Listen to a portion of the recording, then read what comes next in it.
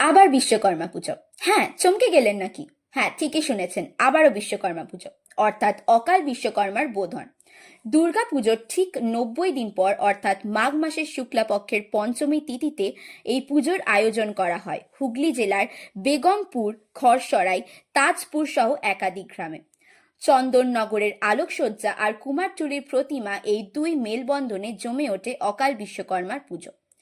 কথিত আছে অনুমানিক প্রায় 70 বছর আগে এই পুজোর শোভা আরম্ভ হয়েছিল তাজপুর থেকে।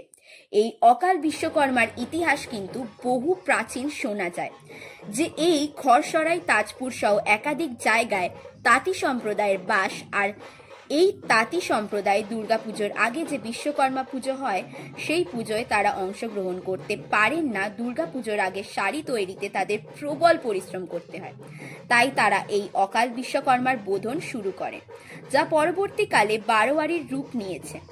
এখানে বিশ্বকর্মার বাহন রূপে পূজিত হয় ঘোড়া।